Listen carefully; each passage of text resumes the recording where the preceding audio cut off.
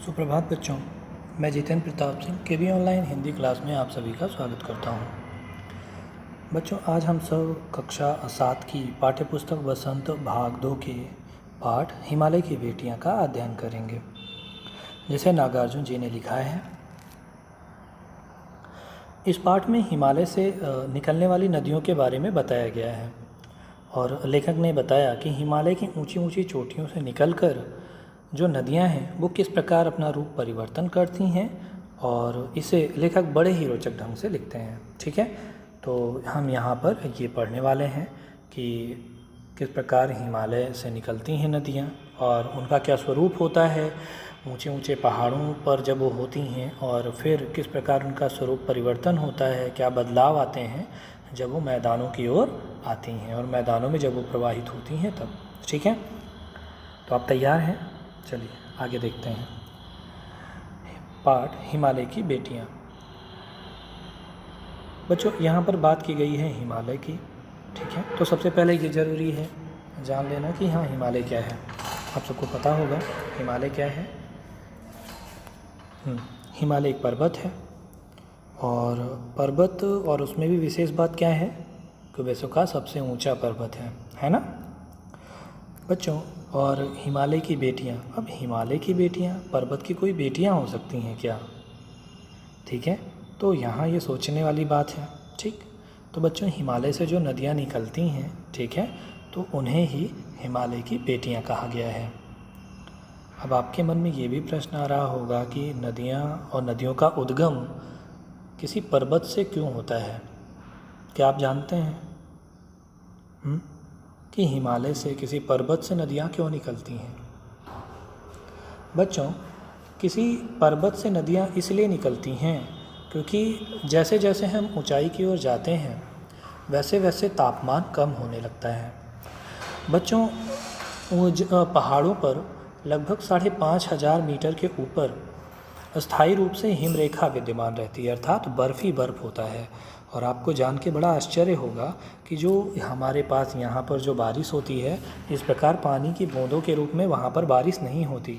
ठीक है, तो वो एक प्रकार से वहाँ बर्फ़बारी आपने सुना होगा ना, तो वही होता है बर्फ़ के रूप में। ठीक है, तो वो सारे जमा होते रहते हैं और वो बर्फ़ धीरे धीरे पिघलती भी रहती है। ठीक है, और वहीं से इसीलिए वहाँ से नदियों का उद्गम होता है। ठीक है, चलिए अब हम अपना पाठ पढ़ें।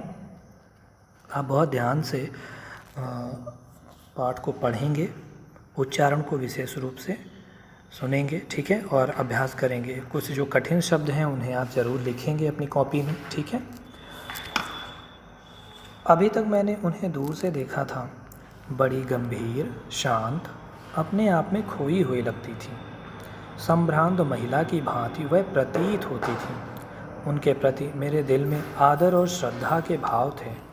माँ और दादी, मौसी और मामी की गोद की तरह उनकी धारा में डुबकियाँ लगाया करता। बच्चों, यहाँ पर लेखक लिख रहा है कि अभी तक मैंने उन्हें दूर से देखा था। लेखक ने अभी तक जो नदियों को देखा था तो उनके पास जा कर के नहीं, उन्हें दूर से ही देखा था। और वो किस प्रकार लगती थी उन्हें? बड़ी गंभीर, बहुत शांत रूप में। ठीक है, और वो अपने आप में ही खोई हुई, उन्हें किसी से मतलब नहीं है, बस प्रवाहित हो रही हैं, है ना। और लेखक ने कहा कि वो एक संभ्रांत महिला की भांति प्रतीत होती हैं, एक सभ्य महिला की भांति लगती हैं कि बस चुपचाप चली जा रही हैं, उन्हें किसी से कोई भी मतलब नहीं है। उनके प्रति मेरे दिल में आदर और श्रद्धा के भाव थे। लेखक के मन में नदियों के प्रति कैसा भाव था? आदर और श्रद्धा के भाव थे। और हम लोगों के अंदर भी यही है, क्योंकि हम नदियों को माँ मानते हैं, है ना। गंगे माँ, है ना, यमुना, तो हम एक पूजा भी करते हैं, है ना, नदियों की हम पूजा भी करते हैं, उनके प्रति विशेष आस्था रखते हैं, है ना। तो यही बात यहाँ पर लेखक भी कह रहा है। लेखक कहता है कि माँ और दादी, मौसी और मामी की गोद की तरह उनकी धारा में डुबकियाँ लगाया करता। बच्चों, जब लेखक नदियों में डुबकियाँ लगाता, ठीक है, नदियों में स्नान करता, तो उसे जो आनंद मिलता था वो ऐसा लगता था कि जैसे वो माँ, दादी, मौसी या मामी की गोद में खेल रहा हो। ठीक है, अर्थात नदियों की गोद में खेलना लेखक को बहुत आनंददायक लगता था। आगे अगला पैराग्राफ। परंतु इस बार जब मैं हिमालय के कंधे पर चढ़ा तो वे कुछ और रूप में सामने थीं। बच्चों यहाँ था पे बड़ी की मात्रा है और बिंदी है, तो वैसा इसलिए है क्योंकि वो नदियों की बात कर रहा है, किसी एक नदी की नहीं, कई सारी है ना, तो बहुवचन है, तो इसीलिए था के थी के ऊपर बिंदी है, थी। ठीक है, क्योंकि वो कई सारी नदियों के बारे में बात कर रहा है। लेखक कह रहा है कि जब मैं हिमालय के ऊपर, इस बार जब मैं हिमालय की चोटी पर चढ़ा, यानी हिमालय की चोटियों पर चढ़ा, ऊंचाई पर जब मैं हिमालय पर गया, तो मैंने देखा कि वो किसी अन्य रूप में हमारे सामने थी। कैसी थी वो? मैं हैरान था। यही दुबली पतली गंगा, यही यमुना, यही सतलुज समतल मैदानों में उतरकर विशाल कैसे हो जाती हैं। ठीक है, लेखक देखता है बच्चों की पहाड़ों के बीच में जो नदियां हैं वो बहुत विशाल रूप में चौड़ी नहीं हैं, बल्कि वो सकरी हैं और पतले रूप में दिखाई दे रही हैं और बहुत तेज़ी से बह रही हैं। ठीक है, और इनका उछलना कूदना, आगे खिलखिलाकर हंसते जाना, इनकी यह भावभंगी, इनका यह उल्लास कहाँ गायब हो जाता है मैदान में जाकर। बच्चों, लेखक बहुत आश्चर्यचकित है कि यहाँ पे नदियाँ कल-कल की आवाज़ कर रही हैं, बड़ी ज़ोर से बह रही हैं और दुबली पतली हैं। ठीक है, खिलखिलाकर हंसने का मतलब है जो वो आवाज़ आ रही है, पानी बहुत तेज़ बहता है पहाड़ों में, है ना, तो इसीलिए यहाँ पर उनको खिलखिलाकर हंसना कहा गया है। इनका यह भावभंगी अर्थात उनका जो वो स्वरूप है वो, इनका यह उल्लास, उल्लास अर्थात ये खुशी जो है, जो खुशी से ये दौड़ रही हैं, ये आखिर कहाँ गायब हो जाता है मैदानों में जाकर। तो लेखक को ऐसा लगता है कि जैसे मैदानों में जाती हैं, ठीक है, तो ये जैसे लगता है कि बड़ी हो गई हैं, नवयुवती हो गई हैं और वहाँ पर इनकी चंचलता कम हो जाती है। ठीक है, लेखक कहता है कि जब किसी लड़की को मैं देखता हूँ, किसी कली पर जब मेरा ध्यान अटक जाता है, तब भी इतना कौतूहल और विस्मय नहीं होता जितना कि इन बेटियों की बाल लीला को देखकर।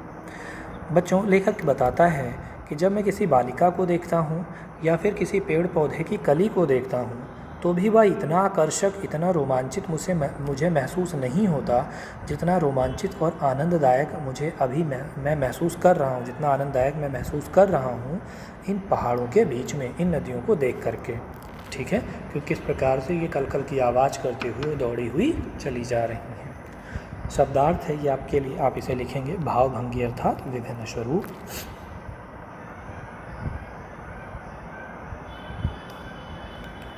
और गंभीर अर्थात शांत, संभ्रांत अर्थात कुलीन या सभ्य, और श्रद्धा यानी अपने से बड़े के प्रति उत्पन्न होने वाला आदर भाव। ठीक है, जो स्वतः ही होता है हमें, है ना, जो हमारे संस्कार में होता है। तो आगे देखते हैं कहाँ ये भागी जा रही हैं।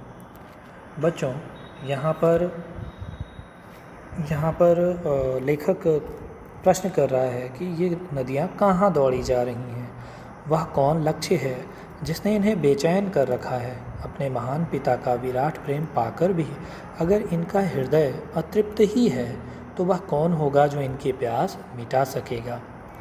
बर्फ़ जली नंगी पहाड़ियाँ, छोटे छोटे पौधों से भरी घाटियाँ, बंधुर आदित्यकाएँ, सरसब्ज उपत्यकाएँ, ऐसा है इनका लीला निकेतन। खेलते खेलते जब ये जरा दूर निकल जाती हैं, तो देवदार, चीड़, सरो, चिनार, सफ़ेदा, कैल के जंगलों में पहुंचकर शायद इन्हें बीती बातें याद करने का मौका मिल जाता होगा। कौन जाने बुढ़ा हिमालय अपनी नटखट बेटियों के लिए कितना सिर धुनता होगा। बड़ी बड़ी चोटियों से जाकर पूछिए तो उत्तर में विराट मौन के सिवाय उनके पास और रखा ही क्या है। तो बच्चों, यहाँ पे व्याख्या देखिए कि लेखक कह रहा है कि ये जो है कहाँ भागी जा रही हैं, आखिर कहाँ जाना चाहती हैं, इनका लक्ष्य कौन है। ठीक है, जिस प्रकार बालिकाओं को अपना घर बहुत पसंद होता है, घर में बहुत सारी चीज़ों से उन्हें बहुत प्यार होता है, परंतु विवाह उपरांत तो उन्हें अपने ससुराल जाना पड़ता है, उन सारी चीज़ों को छोड़ना होता है। ठीक है, तो उसी प्रकार लेखक यहाँ पर कह रहा है कि आखिर ये कहाँ जाना चाहती हैं, इनका लक्ष्य क्या है जो इन्हें व्याकुल कर रखा है। ठीक है, और अपने महान पिता का, यहाँ पर हिमालय चूँकि इतना बृहद है, इतना बड़ा है, इतना विशाल है, तो इसे महान भी कहा गया है, ये महान विशेषण के रूप में प्रयुक्त हुआ है। तो महान पिता का विराट प्रेम, विराट अर्थात बहुत ज़्यादा, विराट यानी इतना सारा, इतना ज़्यादा प्यार पाकर के भी अगर इनका हृदय अतृप्त है, अतृप्त अर्थात असंतुष्ट, यानी इतना सारा प्यार पाकर के भी इन नदियों का अगर दिल नहीं भरा, इनका हृदय नहीं भरा, तो आखिर इनको और भी ज़्यादा प्यार कहाँ मिलेगा, अर्थात इनके जो प्यार की जो भूख है वो अब कहाँ मिटेगी। ठीक है, आगे देखिए। बर्फ़ जली नंगी पहाड़ियाँ, छोटे छोटे पौधों से भरी घाटियाँ। बच्चों ये दृश्य दिखा रहे हैं जो हिमालय का है, ठीक है, कि बर्फ़ जली नंगी पहाड़ियाँ अर्थात बर्फ़ से ढकी हुई जो पहाड़ियाँ हैं, और वो नंगी इसलिए कहा गया है क्योंकि वहाँ पर वनस्पतियाँ नहीं हैं, वहाँ पे बर्फ़ से ढका हुआ है तो वहाँ वनस्पतियाँ नहीं हैं। ठीक है, और उसके नीचे जो घाटियाँ हैं वहाँ पर छोटे छोटे पौधे दिखाई देते हैं। ठीक है, और बंधुर अधित्यकाएँ। बच्चों बंधुर अर्थात गहरी या बंधी हुई, अधित्यकाएँ अर्थात गुफाएँ। ठीक है, तो जो गहरी गुफाएँ हैं, ठीक है, वो उन सभी के बीच में ये खेलती हैं, और इनका ये लीला यानी जो बाल लीला है इनका कह सकते हो। ठीक है, तो ये बहुत ही अच्छा लगता है, और इनसे खेलते खेलते वो बड़ी दूर निकल जाती हैं, उन पहाड़ों से हो करके, और इनके बीच इन घाटियों से हो करके वो बहुत दूर निकल जाती हैं। आगे तो उसके बाद ये कहाँ पहुँचती हैं? देवदार, चीड़, सरू, चिनार, सफ़ेदा, कैल, ये वृक्षों के नाम हैं, और इन वृक्षों के जंगलों में पहुँच जाती हैं। बच्चों जब हम पहाड़ों से जहाँ जो बहुत ऊंचाई पर जाएंगे, जैसे मैंने एक बताया कि 5000 या 5,500 मीटर के ऊपर, तो वहाँ तो बर्फ़ से ढका होता है, लेकिन उसके नीचे जैसे जैसे नीचे आएंगे हमें जंगल वनस्पतियाँ मिलने लगेंगी, तो ये पेड़ वहाँ पर पाए जाते हैं। ठीक है, तो इसका जंगल मिलता है पूरा। तो वहाँ पर लेखक कह रहा है तो शायद ये जो बालिकाएं हैं, ये जो बेटियां हैं हिमालय की, इन्हें अपनी बीती बातें याद आती होंगी। ठीक है, जिस प्रकार से जब विवाह के उपरांत जब बालिका उसका विवाह हो जाता है, ठीक है, तो वो अपने जब ससुराल जा रही होती है तो रास्ते में उसे अपने मायके की याद आती है, तो उसी प्रकार का दृश्य यहाँ पर या उसी प्रकार की कल्पना लेखक कर रहे हैं।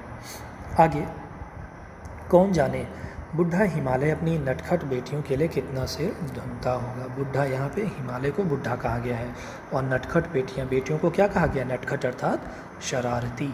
ठीक है, तो बेटियाँ बहुत शरारती हैं, और वो कह रहा है कितना सिर धुनता होगा। सिर धुनना अर्थात चिंता करता होगा, परेशान होता होगा, पछताता होगा। ठीक है, तो लेखक कल्पना करते हुए कह रहा है कि जो बूढ़ा हिमालय है वह अपनी इन शरारती बेटियों के लिए कितना पछताता होगा, कितनी चिंता करता होगा। और बड़ी बड़ी चोटियों से जाकर पूछिए, अर्थात बड़ी बड़ी चोटियों के बीच जब जाइए तो वहाँ उस उत्तर में तो वहाँ विराट मौन है, अर्थात बिल्कुल शांति है, कोई आवाज़ नहीं है। तो यहाँ पर लेखक को ऐसा लगता है कि जैसे हिमालय बहुत दुखी है अपनी बेटियों को याद करके। ठीक है, आगे सिंधु और ब्रह्मपुत्र। अब यहाँ पे देखिए कि जो नदियों से निकलने वाली जो दो बड़ी नदियाँ हैं वो कौन सी हैं, और फिर उन नदियों का साथ देने वाली और जो छोटी छोटी नदियाँ हैं उनके नाम यहाँ पर बताए गए हैं। सिंधु और ब्रह्मपुत्र ये दो ऐसे नाम हैं जिनके सुनते ही रावी, सतलुज, ब्यास, चनाब, झेलम, काबुल, कपिशा, गंगा, यमुना, सरयू, गंडक, कोसी आदि हिमालय की छोटी बड़ी सभी बेटियाँ आँखों के सामने नाचने लगती हैं। वास्तव में सिंधु और ब्रह्मपुत्र स्वयं कुछ नहीं है। दयालु हिमालय के पिघले हुए दिल की एक एक बूंद न जाने कब से इकट्ठा होकर इन दो महान नदों के रूप में समुद्र की ओर प्रवाहित होती रही है। कितना सौभाग्यशाली है वह समुद्र जिसे पर्वतराज हिमालय की इन दो बेटियों का हाथ पकड़ने का श्रेय मिला। तो यहाँ देखते हैं बच्चों कि जो बड़ी जो नदियाँ हैं, ठीक है, सिंधु और ब्रह्मपुत्र, ये कहाँ से निकलती हैं? हिमालय से।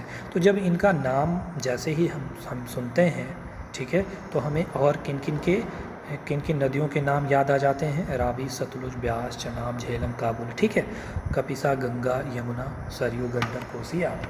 ठीक है, तो बच्चों ये नदियाँ क्योंकि ये जो है उनकी सहायक नदियाँ हैं। ठीक है, और सिंधु और ब्रह्मपुत्र की बात करते ही छोटी बड़ी नदियों जो है अर्थात जो हिमालय की बेटियां हैं वो आंखों के सामने उनका दृश्य सामने आ जाता है। ठीक है, और आगे लेखक कहता है कि ये सिंधु और ब्रह्मपुत्र स्वयं कुछ नहीं है, ठीक है, बल्कि वो क्या है? दयालु हिमालय के पिघले हुए दिल की एक एक बूंद न जाने कब से इकट्ठा होकर इन महानदों के रूप में समुद्र की ओर प्रवाहित होती रही है। अर्थात लेखक कहता है कि जो हिमालय है वो बहुत दयालु है और उसका दिल इतना कोमल है, तो उसके दिल यानी वो दुखी है और उसके आँखों के कह सकते हो जैसे कोई व्यक्ति दुखी होता है जिसका हृदय दयालु होता है, तो जैसे ही वो दुखी होता है उसकी आँखों में आंसू आ जाते हैं, है ना।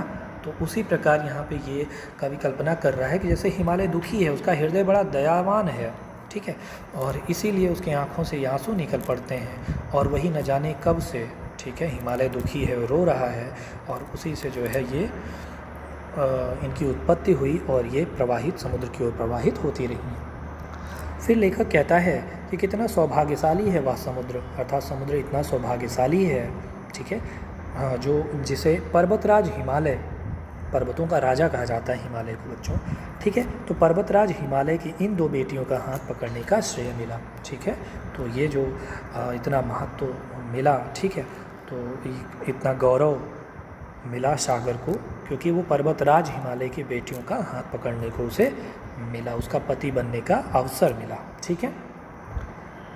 तो आगे ये शब्दार्थ हैं आपके, ठीक, इन्हें आप ध्यान से देखेंगे और अपनी कॉपी में लिखेंगे, इन्हें याद भी रखेंगे क्योंकि मैं आपसे पूछूंगा।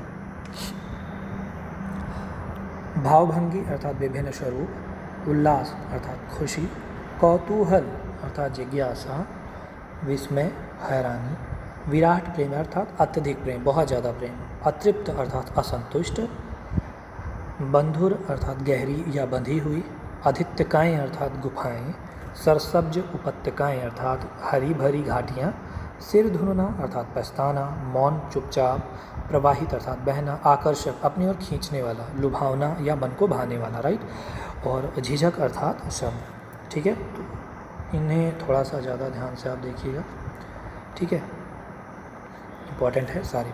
चलिए तो आप इन्हें लिखेंगे।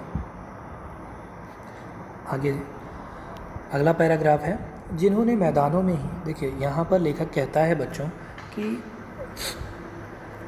जिन लोगों ने मैदानों में ही नदियों को देखा होगा वो कल्पना ही नहीं कर सकते जो मैं देख रहा हूँ, अर्थात जो पर्वतों के बीच में जो नदियों का स्वरूप है उसकी, ठीक है। आगे देखिए, जिन्होंने मैदानों में ही नदियों को देखा होगा उनके ख्याल में शायद ही यह बात आ सके कि बूढ़े हिमालय की गोद में बच्चियाँ बनकर ये कैसे खेला करती हैं। माँ बाप की गोद में नंग धड़ंग होकर खेलने वाली इन बालिकाओं का रूप आदमी पहाड़ी आदमियों के लिए आकर्षक भले ना हो, लेकिन मुझे तो ऐसा लुभावना प्रतीत हुआ वह रूप कि हिमालय को ससुर और समुद्र को उसका दामाद कहने में कुछ भी झिझक नहीं होती है। बच्चों यहाँ कह रहे हैं लेखक कि मैदानों में जिन्होंने नदियों को देखा है, ठीक है, वो सोच ही नहीं सकते कि किस प्रकार से बूढ़ा हिमालय जो है उसकी गोद में ये नदियाँ बच्चियाँ बनकर खेला करती हैं, इतनी तेज़ दौड़ती हैं, इतना आवाज़ करती हैं, ठीक है, इतनी दुबली पतली हैं, और माँ बाप की गोद में जैसे छोटे बच्चे नंग धड़ंग होकर खेलते हैं उसी प्रकार की स्थिति इन नदियों की है। लेखक कहता है ये मेरे लिए बहुत ही आकर्षक, मतलब बहुत ही आकर्षक है, ये मुझे बहुत अच्छा लग रहा है। ये भले ही पहाड़ी आदमियों के लिए, अर्थात जो पहाड़ों पर रहने वाले लोग हैं, उन्हें शायद ये उतना आकर्षक ना लगे, लेकिन मुझे ये बहुत लुभावना प्रतीत हुआ।